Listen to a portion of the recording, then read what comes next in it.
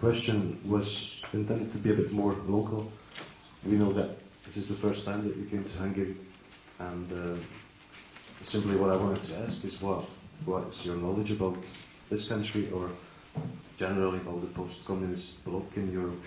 You know, we just joined the European Union, and we have been called by Mr. Bush being the new Europe and such things. So, if you could react to that. Well, I'm not going to try to tell you about Hungary, obviously. But from the point of view of, say, Mr. Bush, I mean, the Western power, the attitudes towards Eastern Europe are important and interesting, and I'm sure you're aware of them, but you ought to be very aware of them. Just take the concept New Europe that you mentioned. It's a very intriguing concept. It reveals very dramatically the deep hatred of democracy on the part of U.S. elites, not just Bush, but the elite community and the educated, sort of managerial community in general. They despise democracy more than anything else, and for very good reasons. I mean, the way you can maintain centralized control is to make sure that democracy doesn't function. So if you go back through the history of the United States, back to its origins, there has been a struggle going on between, this starts right in the Constitutional Convention in the 1780s, between the elites who founded the country and imposed a structure on it, who despise democracy and want to maintain narrow control by wealth and power, and popular movements which are trying to create democracy. And this just goes, this is the whole of the history. Well, the Bush administration happens to be at the extreme end of a pretty narrow spectrum, but they're at an extreme end on just about every issue. And one of them is their absolutely visceral hatred of democracy, which is a passion. And it's revealed dramatically in this old Europe, new Europe distinction. So if you take a look at the way old Europe was divided from new Europe by, it started from the Bush administration, but then it went all over the journals and the intellectual discourse and so on and so forth. So it does represent a kind of a general picture on the part of elite opinion. There was a very sharp criterion that distinguished New Europe from Old Europe. Very sharp. I mean, it really takes discipline for Western intellectuals not to notice it, and they don't. But it's hard not to notice it because it's so dramatic. The criterion was straightforward. What was called Old Europe, the bad people, the ones we're supposed to dislike and be angry about. So we can't eat French fries anymore. We have to eat freedom fries because we hate Old Europe so much. Old Europe was the countries in which the government took the same position as the large majority of the population. Okay, that was Old Europe. New Europe were the countries where the government opposed an even larger majority of the population. So if you look at Old Europe, and you look at the Poles, New Europe, so Spain, Italy, Hungary, and you take a look at poll results, the population was even more opposed to going to war in Iraq than in Old Europe. But the government disregarded the population, overwhelming majorities of them, and followed orders from Washington. That makes them good. So Berlusconi and Aznar and Eastern Europe are the good hope of the future because they take orders. In fact, some of them are very conscious of it, especially in the old Eastern Europe. For example, the foreign minister of Latvia was asked in the American press why Latvia agreed to support the war in Iraq, even though the population was overwhelmingly against it. And his answer could have been given by anyone in the former communist countries. He said, "We know that you have to say yes, sir, and do what the Americans tell you, and help America. That's your job." And they know that from experience. That's the way you react to power. You say, "Yes, sir, thank you, I'll help you." If you accept those views, you're good. You're New Europe. You're the hope of the future. If you, on the other hand, if a government takes the same stand as its own population, terrible. You know? In fact, the most dramatic case of all was Turkey. Turkey, to everyone's surprise, mine as well, I know Turkey fairly well, but to everyone's surprise, the government finally agreed to go along with 95% of the population. And U.S. elites were absolutely shocked. They were infuriated. They were immediately told by Colin Powell, the great moderate, that they'd be punished for this.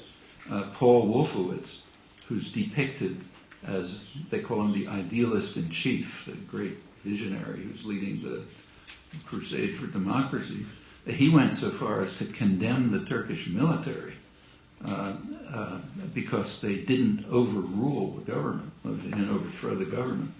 And he told them they had to apologize to the United States, literally, and say that they will understand that their job is to help America. Then they'll be real Democrats. And all of this passed without any comment, as if it's perfectly natural. And it is perfectly natural for elite opinion which simply despises and fears democracy with a real passion. I mean, it rarely shows up that clearly. Interestingly, that's understood outside of Western elite intellectuals. I don't know about Hungary, but it certainly is in other places. For example, Iraq. It's quite dramatic to see the attitudes towards about this question in Iraq and in the West. By the West, I mean mostly the United States and England. That's where I follow the press most closely and commentary. So the standard line, like 100% of commentary close to it, in the United States and England, is that they invaded Iraq to bring democracy to Iraq and to the Middle East and to the world. There are critics, but if you look at the critics, what they say is it's a wonderful, noble, generous effort, but it's beyond their reach, or the people don't deserve it, or it's not going to work, or something like that. But to find somebody, you have to look very hard to find anyone who questions it. What's the evidence for it? Well, the evidence for it is our leader announced it, and that proves it. Once the dear leader has announced that our mission is to, it's sometimes called his messianic mission, to bring democracy, once he's announced it, it becomes true. If you're a deeply committed totalitarian, so deeply committed you can't even question totalitarian beliefs, that's enough evidence to make it true. All right, that's essentially the entire Anglo-American intellectual class. You really have to look hard to find an exception. And nobody sees anything odd about it, which is kind of curious, because first of all, if you accept this view, you also have to accept the view that Bush and Blair are among the most accomplished liars in history. Because when they tried to organize the countries to go to war, that wasn't the story. The story was we have to go to war to defend ourselves from weapons of mass destruction and terror and so on. But after all that collapsed, it turns out that the real reason we went was because of our messianic vision. And if you're a well-disciplined intellectual, you went to the best universities like Oxford and Harvard and so on, that's just built into you.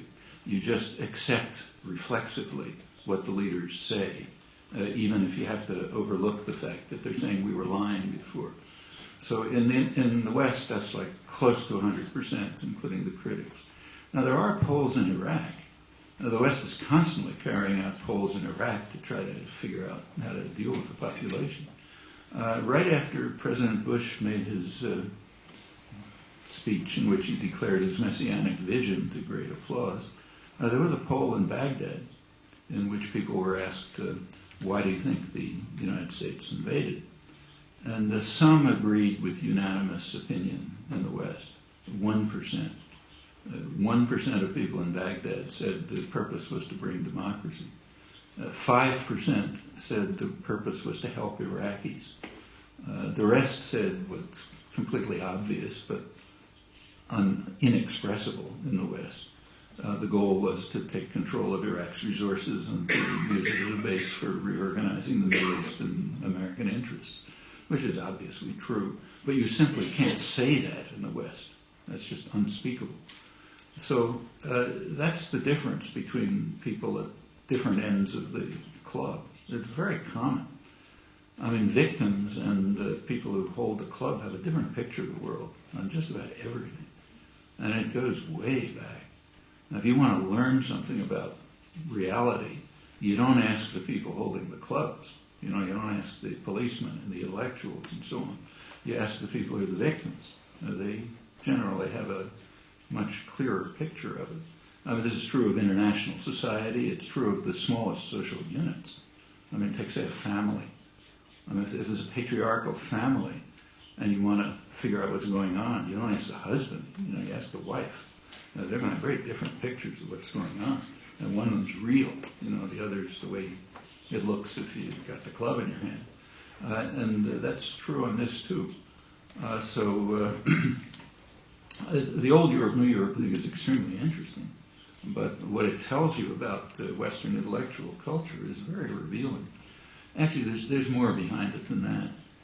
As usual, there's some geopolitical reality behind it. If you look at what's called old Europe, the bad ones, that's primarily Germany and France. Well, Germany and France are the heartland of Europe. I mean, that's the commercial, industrial, financial heartland of Europe. New Europe, the good guys, is the periphery.